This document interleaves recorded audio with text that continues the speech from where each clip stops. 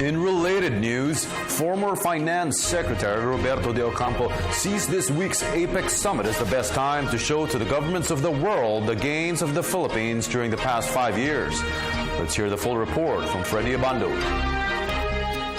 This week, 21 leaders of APEC member economies will converge in Manila for one common agenda: building inclusive economies, building a better world. As host, it's the best time for the Philippines to showcase its gains under the Aquino administration for the past 5 years. From sick man of Asia in 2010, it has risen to be one of the best performing economies in Asia. De Ocampo stressed this year's APEC will focus on trade agreements, global finance, and geopolitics. An APEC hosting, of course, is always an important event. It's just like the Olympics of politics, of global politics. So the limelight is shed on the country that is hosting, and it gives that country also a good reason for improving things in order to put its best foot forward. Each individual country has to, first of all, be aware of the shifting sands of these things that I told you about. The trade arrangements, the global financial structure, and the political power structure. And has to figure out where they position themselves. Therefore, for the Philippines, have we got it clear in our minds how we're going to participate in an ASEAN economic cooperation? Are we or are we not joining TPP? Are we or are we not joining the AIIB in a global power place? What is our end game, so to speak, in our claims vis-a-vis China? President Aquino's straight path of governance has been the key in setting the foundations for reform and renewal of the Philippines. The gains that must be preserved are a heightened appreciation by the entire community of the need to have good governance, whether it's in the private sector or in the public sector. One could, of course, say that the application of good governance, even under this administration, may have had its ups and downs. But the up part of it that has to be preserved is the preservation of a mindset in both the public and the private sector to continuously work at good governance as a centerpiece of how things have to be managed in our country.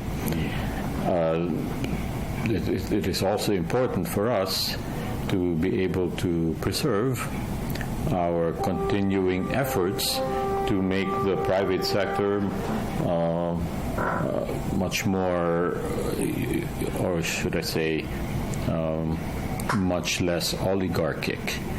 There was, of course, the passage of a competition law recently.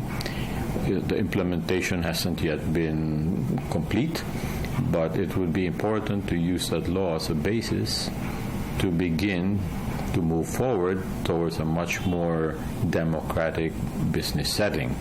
Despite strides in governance, De Ocampo is looking forward to more initiatives beyond the Aquino administration to enhance the country's competitiveness in the global economy.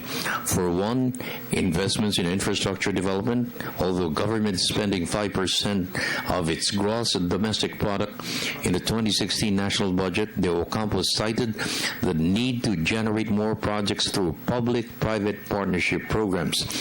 One project is the full implementation of Clark as an international airport, which will trigger development in central Luzon to decongest Metro Manila. It is a total project for dispersing the urban community. That's why you've got so much traffic here, because everybody's crammed into Manila and suburbs.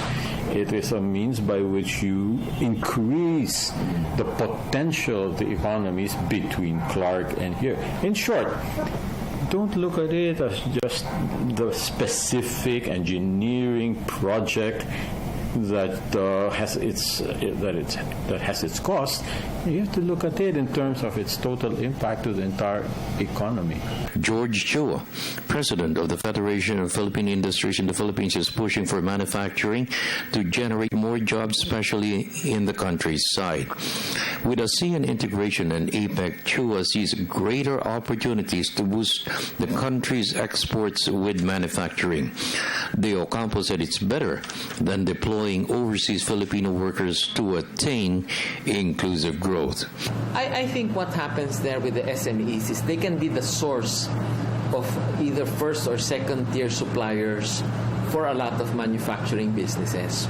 Yes, it does have a good side in that remittances continue to be very strong, but I think over the medium and long term it is healthier for the country to be able to provide jobs within it than to rely on the continuous export of Filipinos as its main product in its economy. For the People's Television Network, this is Freddie Abando reporting.